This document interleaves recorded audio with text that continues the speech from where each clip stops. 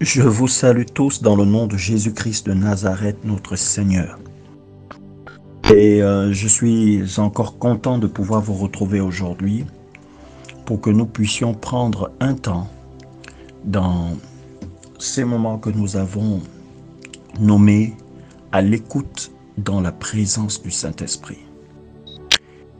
Eh bien, aujourd'hui, nous allons continuer l'enseignement que nous avions commencé.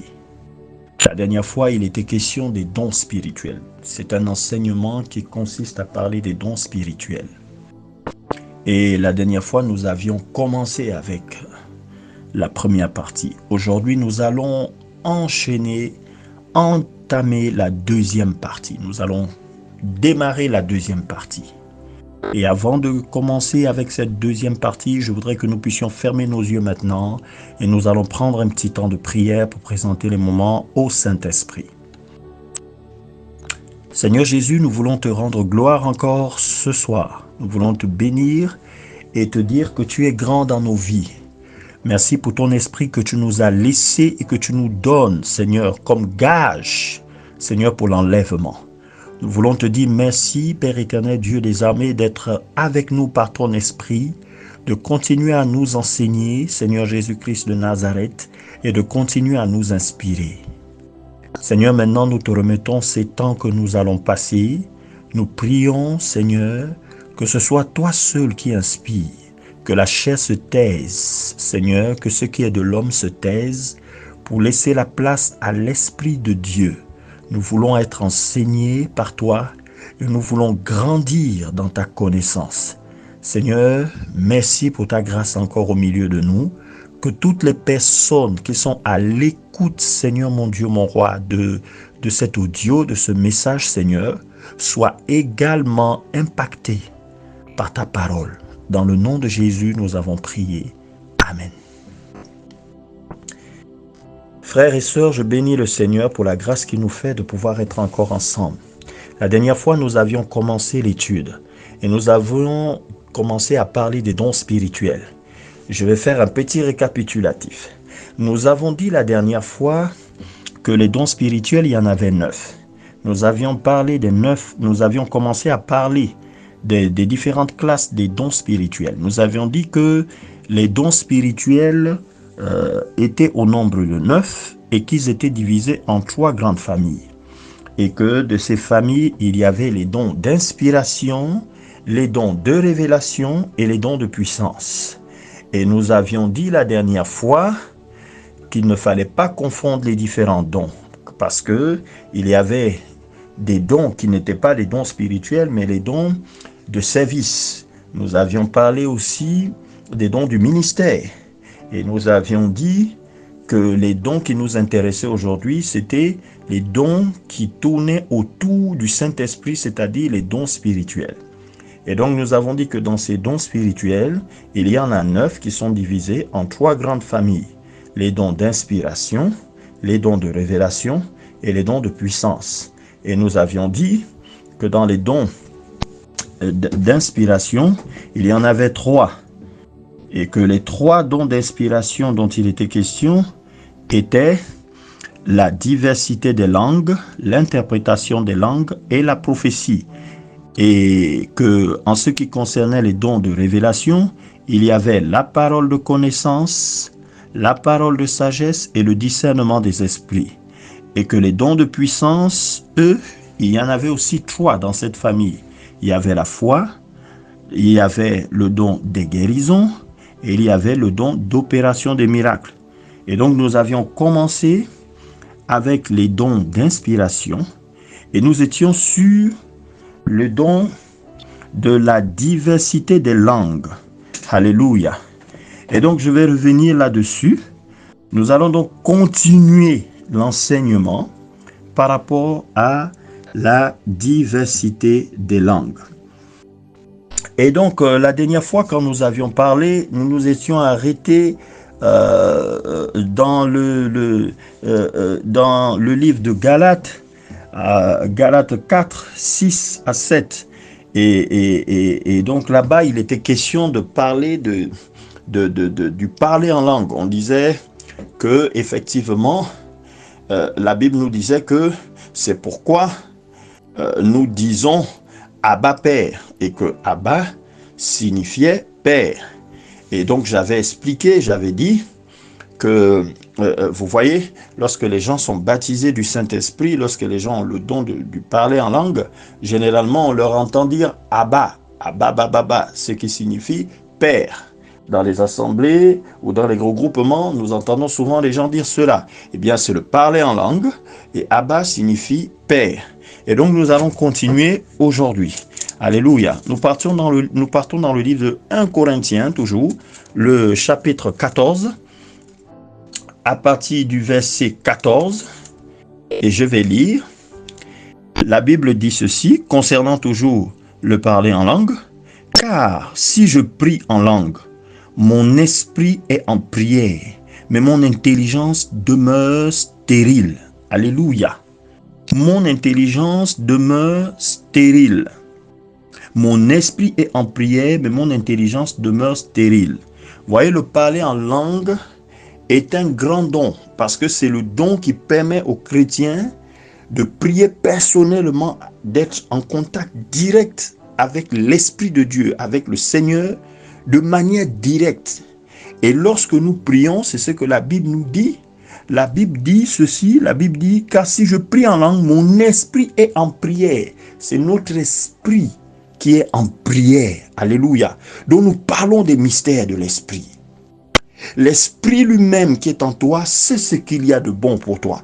Et lorsque tu as le don de parler en langue, eh bien ce qui se passe, c'est que quand tu parles, l'esprit parle et s'adresse à Dieu par rapport aux besoins que même toi tu n'es pas au courant.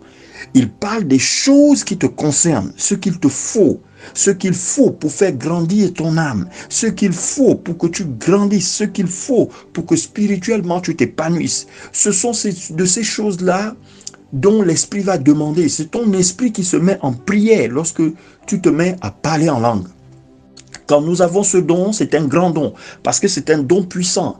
Ce don-là nous permet d'être un véritable intercesseur. Alléluia. Nous prions en langue, et quand nous prions en langue, c'est notre esprit qui est en prière, connecté directement avec le royaume des cieux. Alléluia. Et donc, nous ne savons pas exactement ce qu'il faut demander à Dieu. Mais cet instrument-là, ce don-là, nous permet de demander des choses que nous ne connaissons pas. Alléluia. Mais que seul notre esprit connaît, des besoins que nous avons, que nous ne connaissons pas, mais que l'esprit, notre esprit lui-même, est au courant, sait que nous avons besoin. Et donc, l'esprit se met en prière. C'est un don qui nous permet d'être connectés directement en prière, en esprit, avec Dieu. Alléluia. Le don du parler en langue, il sert à cela. Et maintenant, j'aimerais toucher un aspect concernant le don du parler en langue, sinon la diversité des langues. Ce qui se passe, c'est que généralement, je ne dis pas que c'est comme ça à tous les coups, parce que c'est l'esprit qui fait comme il veut. Généralement, lorsque quelqu'un a le don du parler en langue, il commence par le Abba Père. Et vous allez remarquer que plus il sera en prière, plus il sera en contact spirituel dans les temps de prière, que le don sera constamment exercé, généralement, le parler en langue va devenir la diversité des langues. C'est-à-dire qu'on a l'impression que le don se perfectionne. Alléluia. Et ça devient une forme de diversité de langue. Pourquoi? Parce que on a l'impression que la langue devient précise par rapport à une ressemblance à une langue maternelle qui est quelque part. Alléluia. Donc généralement, c'est ce qui se passe. Alors le Seigneur a bien organisé les choses. Il explique ici bien que le parler en langue est d'abord personnel. C'est pour vous, c'est pour nous. C'est quand nous prions tout seul avec le Seigneur. Quand nous avons besoin de prier tout seul avec le Seigneur, on peut utiliser le parler en langue parce que nous parlons en esprit et nous disons des soupirs. Alléluia. Eh bien, ce qui se passe généralement, c'est que dans cet élan-là, souvent, dans l'église, lorsqu'il y a des regroupements de chrétiens, on est souvent porté à parler en langue en même temps. Ce n'est pas mauvais. Mais nous allons voir comment le Seigneur, lui, a disposé les choses, de manière à ce qu'il n'y ait pas de désordre. Le parler en langue est d'abord un don qui te permet à toi d'être connecté directement avec l'Esprit. Alléluia. Et donc, c'est une puissance, c'est un don très puissant qui permet à l'individu qui le possède d'être transformé lui-même à l'intérieur. Vous allez voir que vous aurez affaire à des personnes qui vous diront, il m'arrive de prier 2, 3 heures, 4 heures. Tu vas être là, tu vas dire, mais comment le gars fait pour prier pendant 3, 4 heures? Alléluia. Le parler en langue, lorsque nous prions en langue, nous ne prions pas avec notre intelligence. Or, notre intelligence, elle est limitée. Quand vous priez avec votre intelligence, vous avez tendance à chercher les sujets. Vous avez tendance à chercher les mots. Il faut savoir comment dire. Et vous parlez avec une langue bien précise. Alors que là, c'est votre esprit qui se met en prière. Et quand l'esprit va se mettre en prière, l'esprit va parler, il va toucher des sujets. Il parle dans une langue que votre intelligence ne maîtrise pas et ne comprend pas. Alléluia. Mais que seul votre esprit comprend. Et à l'instant précis, quand vous êtes connecté, vous pouvez vous mettre à prier pendant près de 3, 4, 5 heures même. Et vous êtes transformé en vous-même. Alléluia. C'est ça, la puissance du don de parler en langue, de la diversité des langues. Alléluia.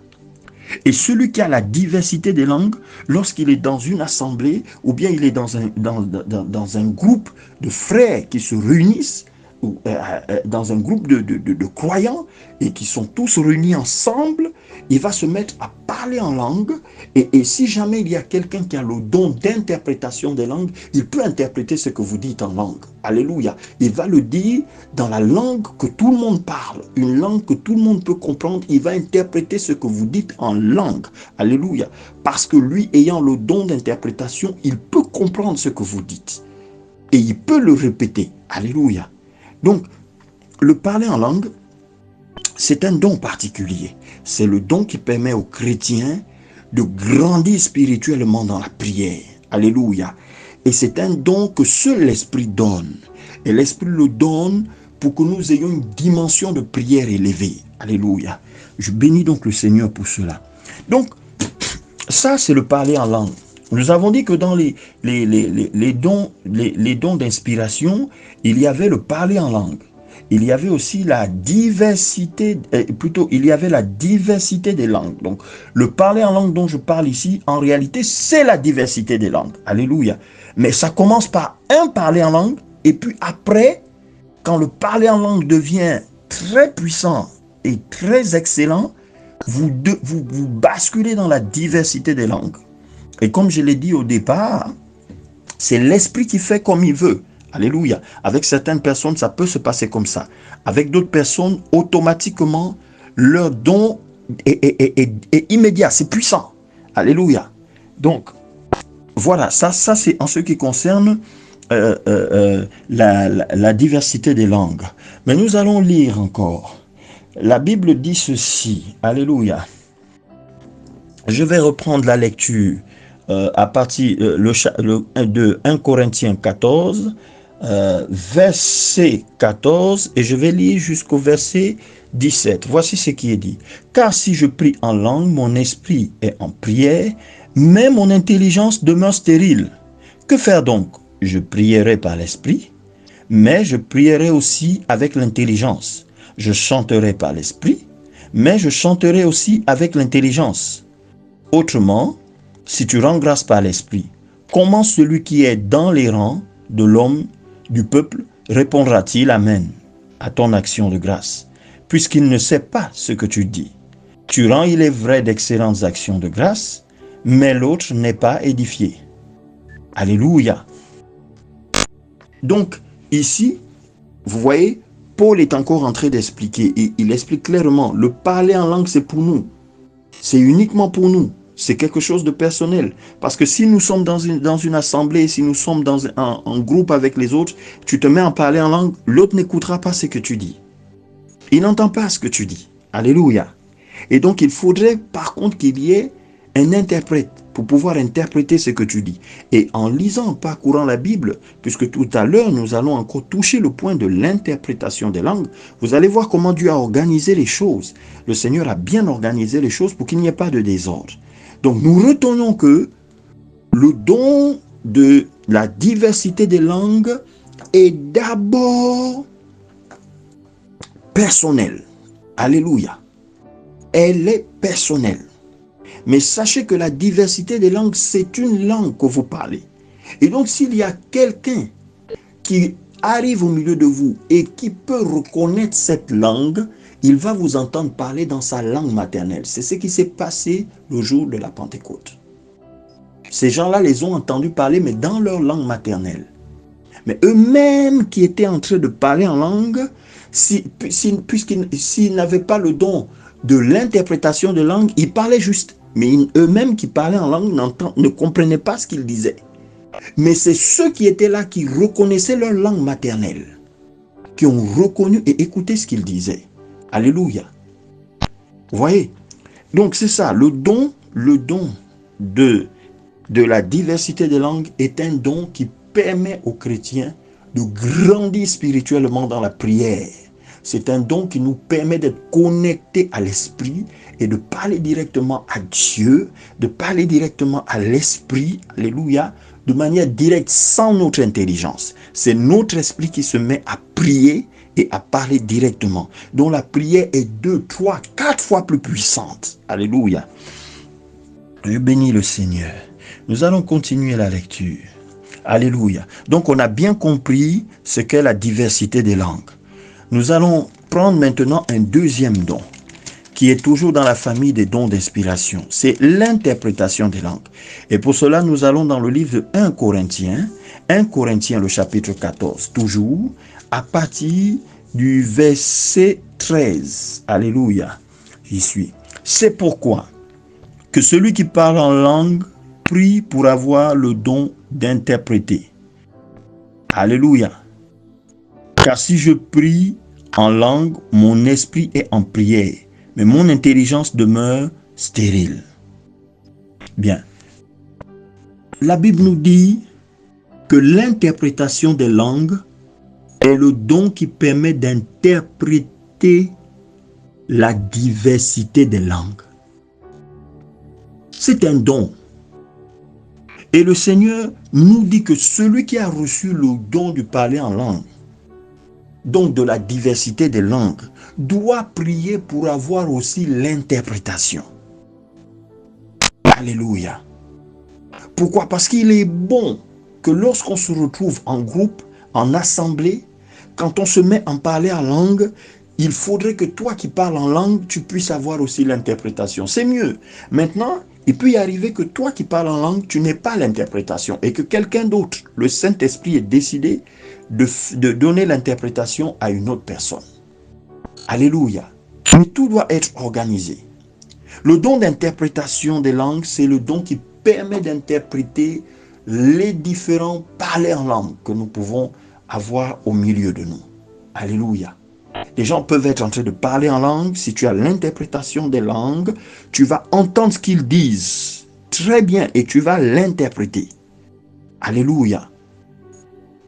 C'est pour ça que certains ont dit que si on additionne les deux, c'est-à-dire le parler en langue avec l'interprétation des langues, c'est comme si c'était une sorte de prophétie. Alléluia.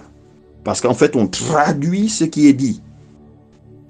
Mais je dis que l'interprétation des langues permet d'interpréter la prière qui est dite par quelqu'un en langue. Alléluia. Voilà l'interprétation des langues. Donc c'est un don formidable parce que ce don permet de mettre de l'ordre dans les groupes de chrétiens, de mettre de l'ordre dans l'église. Alléluia. Ça permet de mettre de l'ordre. Alléluia. Nous allons continuer la lecture. Nous continuons la lecture à partir toujours le chapitre 14, verset 22. Par conséquent, les langues sont un signe, non pour les croyants, mais pour les non-croyants. La prophétie, au contraire, est un signe, non pour les croyants, non pour les non-croyants, mais pour les croyants. Alléluia. Je reviens.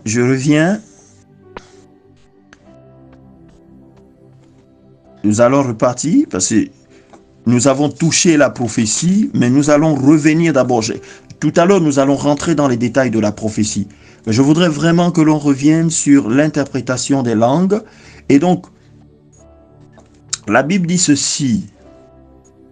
De même, je vais lire tous les versets. De même, vous, puisque vous aspirez aux dons spirituels, que ce soit pour l'édification de l'Église, que vous cherchez à en posséder abondamment. C'est pourquoi que celui qui parle en langue prie pour avoir le don d'interpréter.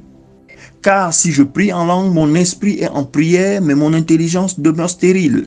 Que faire donc? Je prierai par l'esprit, mais je prierai aussi avec l'intelligence. Je chanterai par l'esprit, mais je chanterai aussi avec l'intelligence. Autrement, si tu rends grâce par l'esprit, comment celui qui est dans les rangs de l'homme, du peuple, rendra-t-il amen à ton action de grâce, puisqu'il ne sait pas ce que tu dis. Tu rends, il est vrai, d'excellentes actions de grâce, mais l'autre n'est pas édifié. Je rends grâce à Dieu de ce que je parle en langue plus que vous tous. Mais dans l'Église, j'aime mieux dire 5 paroles avec mon intelligence, afin d'instruire aussi les autres, que 10 000 paroles en langue. Frères, ne soyez pas des enfants sous le rapport du jugement, mais pour la malice, soyez enfants, et à l'égard du jugement, soyez des hommes faits.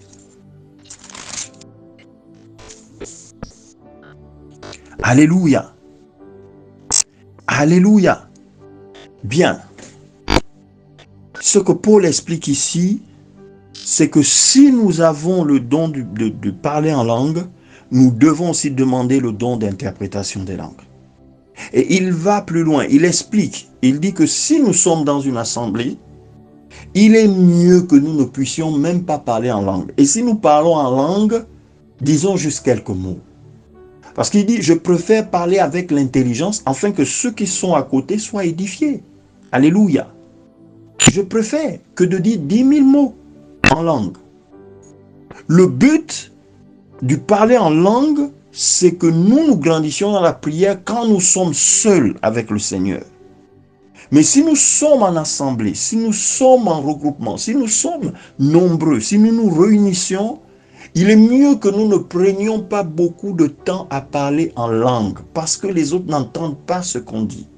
Et vous voyez, la Bible va plus loin parce que quand on va encore progresser, on va se rendre compte que Paul explique même que si vous êtes dans l'assemblée et que tout le monde se met à parler en langue, s'il y a un étranger qui arrive, quand l'étranger va arriver, il va vous entendre parler en langue, il va dire que vous êtes fous. Hein.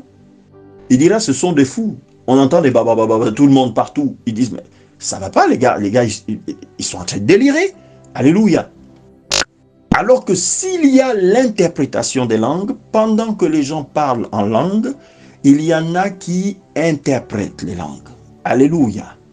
Et tout est bien organisé. L'Esprit a mis les choses en place pour que tout soit fait de telle sorte qu'il y ait de l'ordre. Alléluia. De manière à ce qu'il y ait de l'ordre. Alléluia. Donc, le don d'interprétation des langues est un don puissant parce qu'il nous permet d'interpréter le parler en langue. Alléluia. Donc, c'est à ça qu'il sert, le don d'interprétation des langues. Et dans les dons d'inspiration, nous avions dit qu'il y avait le don de la diversité des langues, le don d'interprétation des langues, mais il y a aussi un troisième don qu'on appelle la prophétie. Alléluia. Et nous allons rentrer dans la prophétie maintenant. Prenons toujours le livre de 1 Corinthiens, le chapitre 14, à partir du verset 24. Je vais lire un peu plus haut, à partir du verset 22. Par conséquent, les langues sont un signe non pour les croyants, mais pour les non-croyants. Donc, 1 Corinthiens, chapitre 14, verset 22. Par conséquent, les langues sont un signe non pour les croyants, mais pour les non-croyants. La prophétie, au contraire, est un signe non pour les non-croyants, mais pour les croyants. Si donc, dans une assemblée de l'Église entière, tous parlent en langue, et qu'il survient des hommes du peuple ou des non-croyants, ne diront-ils pas que vous êtes fous? Mais si tous prophétisent et qu'il survienne quelques non-croyants ou un homme du peuple, il est convaincu par tous, il est jugé par tous. Les secrets de son cœur sont dévoilés de telle sorte que tombant sur sa face, il adorera Dieu et publiera que Dieu est réellement au milieu de vous. Que faire donc, frères? Lorsque vous vous assemblez les uns ou les autres, parmi vous ont-ils un cantique, une instruction, une révélation, une langue, une interprétation? Que tout se fasse pour l'édification. Alléluia. Bien, je voudrais d'abord revenir sur le don de la prophétie. Je voudrais dire que le don de la prophétie, c'est un don particulier, en ce sens que le don de la prophétie, c'est Dieu qui parle à travers nous. Alléluia. Je m'explique. Lorsque quelqu'un a le don de la prophétie, c'est que quelqu'un a reçu de Dieu le don qui permet à l'esprit de s'accaparer de son corps et de parler au peuple. Alléluia. Le don de la prophétie est différent du don du ministère prophétique. C'est deux choses différentes. Il y a le ministère prophétique, c'est-à-dire que quelqu'un est appelé à être prophète. Et dans l'Ancien Testament, on parle beaucoup des prophètes. Ça, c'est des personnes qui ont eu le ministère prophétique. Ésaïe était un prophète. Alléluia. Il a eu le ministère prophétique. Il venait parler de la part de Dieu. Mais ce n'est pas le don de la parole, le don de prophétie.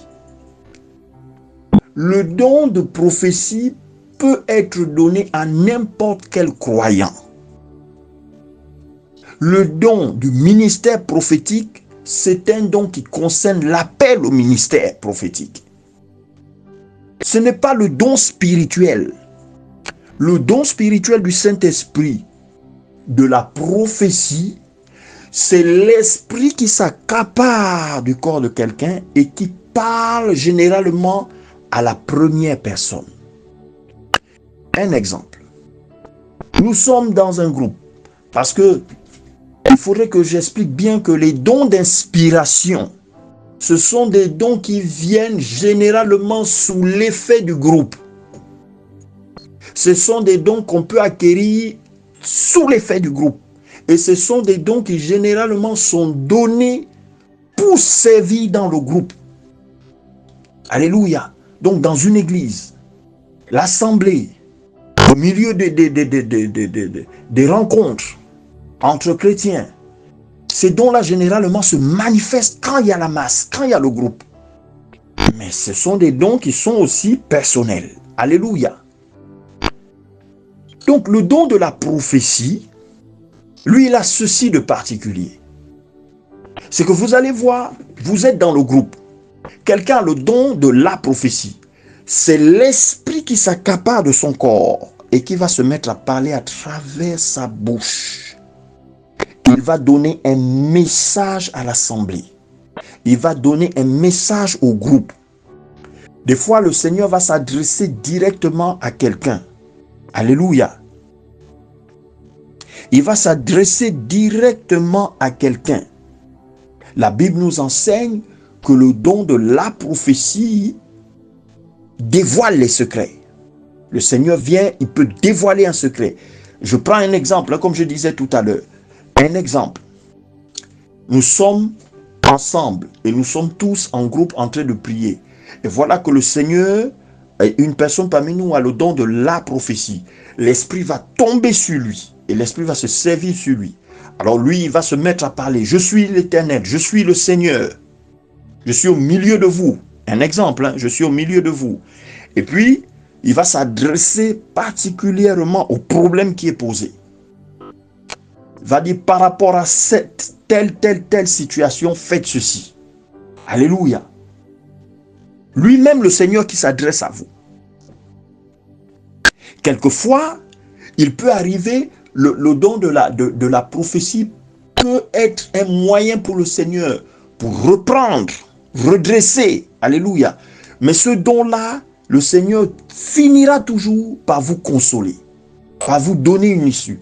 Il vient, il présente le problème et il donne la solution. C'est comme ça que le don de la prophétie se manifeste. C'est le Seigneur qui s'accapare de quelqu'un. C'est comme si la personne était possédée par l'esprit et se met à parler. Alléluia. C'est exactement ce qui se passe. Et souvent la personne va parler, la personne aura une conscience ouverte, c'est-à-dire que la personne entend les paroles pendant qu'il est saisi par le Seigneur. Il dit des choses que lui-même ne maîtrise pas. Et quand le Seigneur a fini de parler, l'esprit le lâche. Alléluia. Voilà le don de la prophétie. Alors, dans le passage ici, à partir du verset 24 de 1 Corinthiens au chapitre 14, il dit, « Mais si tous prophétisent et qu'il survient quelques non-croyants ou un homme du peuple, il est convaincu par tous, il est jugé par tous, les secrets de son cœur sont dévoilés, de telle sorte que tombant sur sa face, il adorera Dieu et publiera que Dieu est réellement au milieu de vous. »